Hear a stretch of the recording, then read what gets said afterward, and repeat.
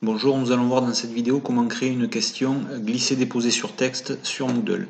Vous avez tout d'abord à préciser la catégorie dans laquelle vous voulez créer la question, nommer la question et préciser le texte de la question. Ici, nous demanderons à l'élève de compléter le texte ci-dessous se rapportant à cette situation.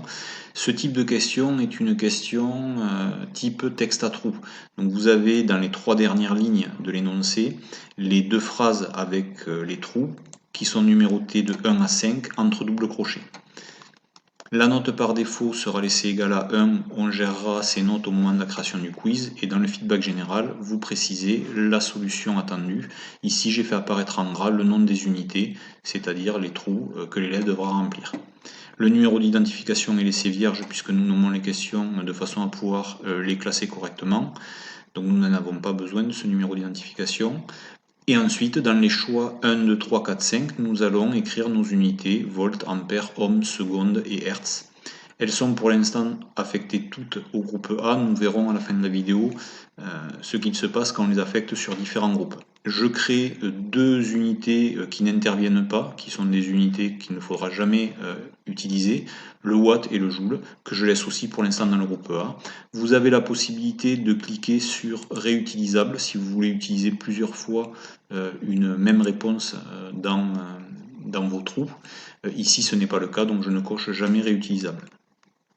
Dans la partie tentative multiple, vous pouvez créer des indices. Ici, j'ai décidé de créer 2 indices.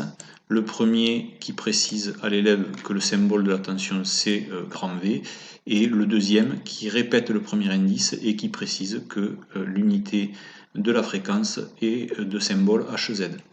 Quand l'élève verra ce deuxième indice apparaître, s'il le voit, on lui précise que ce sera sa dernière tentative de réponse. Donc chaque indice apparaît si l'élève se trompe et ainsi l'élève a une nouvelle possibilité de réponse. Vous pouvez affecter une pénalité à chaque indice. Ici, j'ai décidé d'affecter un tiers de pénalité, c'est-à-dire 33,3%.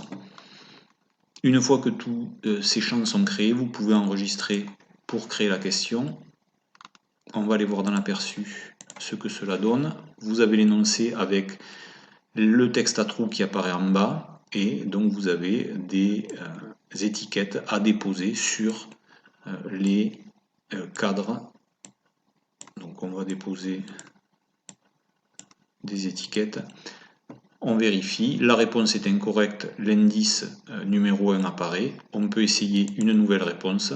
Donc on va sortir joule, on va préciser que l'unité d'une tension c'est le volt, que l'intensité s'exprime en ampères, et on va laisser les 3 autres réponses comme nous les avions proposées à la première tentative. La réponse ce coup-ci est partiellement correcte, les 2 indices apparaissent, on a une dernière tentative de réponse, donc on va à nouveau essayer. Je vais modifier ici, je vais mettre le ohm et watt. Voilà. Ma réponse est partiellement correcte, j'en ai choisi correctement 3, les 3 qui apparaissent avec une coche verte, les 2 croix rouges sont des réponses fausses. Moodle précise ce que l'on a tapé dans le feedback général, donc précise la solution, et si jamais on n'a rien tapé dans ce feedback général, Moodle précise ce qui était attendu comme réponse. Alors qu'est-ce qui se passe maintenant si on choisit des groupes différents pour les choix proposés? Donc je vais modifier ma question. Je vais décider par exemple de mettre la première phrase, c'est-à-dire les choix numéro 1, 2, 3 dans un premier groupe et les choix 4 et 5 dans un deuxième groupe. Donc 1, 2 et 3 je les laisse dans le groupe A, 4 et 5 je les mets dans le groupe B.